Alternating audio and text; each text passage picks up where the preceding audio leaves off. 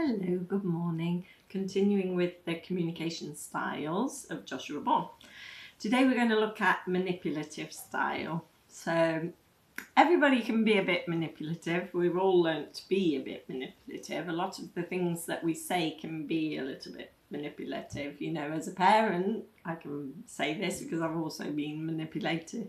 We've actually can be all of them, all of these styles, passive aggressive, manipulative and assertive at times. So ideally we'd like to be assertive all of the time and kind and considerate and thinking about our needs, but also thinking about other people's needs and not be having expectations.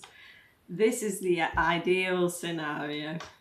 But you know, we have slightly all the others, and they're all things that can be understood and where they came from, why we do it, and corrected.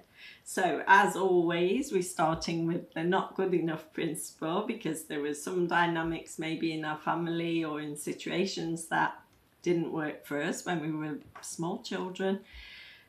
So we learned how to be in a certain way. As with the passive and the aggressive, we can also become manipulative, because if we can see that situations aren't working how we want them to, because we want things, we have needs, then obviously we can learn, if we're quite intelligent, we'll learn strategies of how to get what we want. And we can be very good at it, or we can be not as good at it, or we can, you know, be very subtle with it. Some people are extremely subtle at manipulating others, and the other person doesn't even realize, or maybe they realize when it's too late. So it's easy to see how it can be developed. You know, children are quite cunning sometimes and like to manipulate their friends to get what they want, you know, rather, or they'll cry or they'll get aggressive. You know, children are already using these styles with communicating with people. But they could have seen it, you know, if they've learnt it from an adult, if they've seen the children are watching us all the time, we are the role model, and we need to take full responsibility of that. Children don't bring themselves up. You know, if we decide to have children, then we are the role model. So yeah, if you've got that style, manipulating people, you're manipulating people to get what you want instead of directly asking them for your needs and seeing if they're willing to do it. You know, you'll learn to manipulate them to get what you want because you want what you want. And this is usually the thing, is because they really want what they want. So they want to control people to get what they want. And it's not such a nice character to have, I would say. That's my judgment of the day.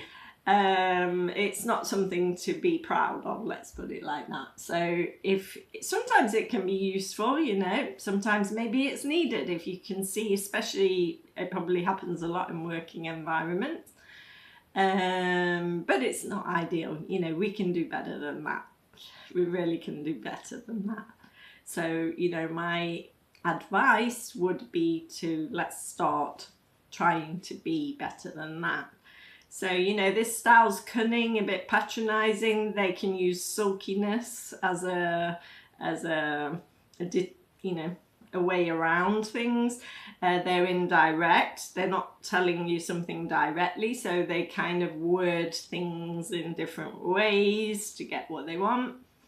It's a controlling and a manipulating style, and they're always manipulating situations for their own benefit rather than considering the whole. So they're not considering you or somebody else, they just want what they want. So I want this and I'm going to get it kind of attitude. Yeah, and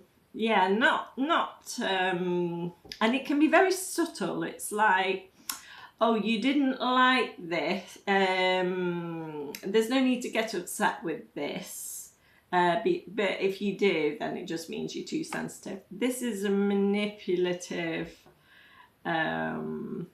way of talking to people.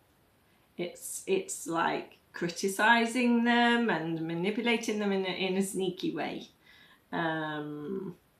and it's like, this is okay what I'm doing, and if you don't like it, then you're just too sensitive.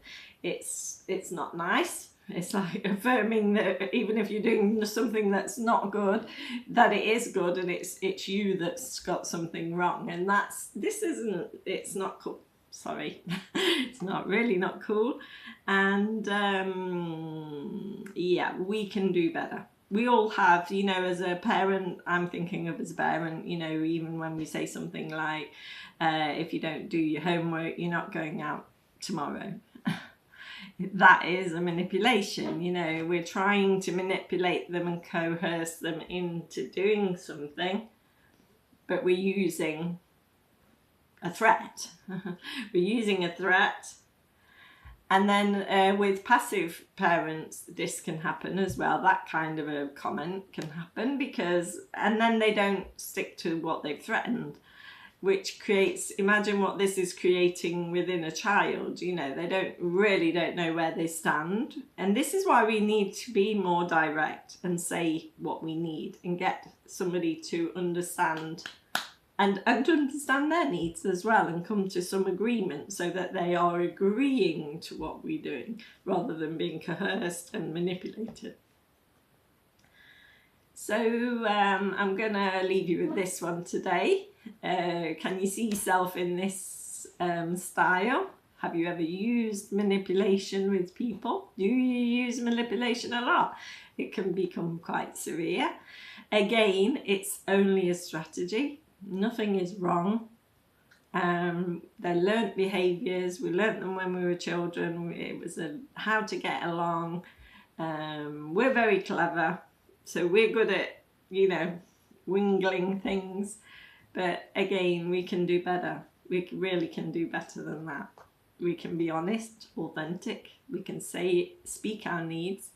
And when we actually do, when we come out of all of these strategies and we realise that we are good enough, and that we can ask for what we want, and that we can do the things we want, do what we love, and we can work together with people. People will, because if we all start to adopt this authenticity and speaking from our heart, then the world really will be a better place.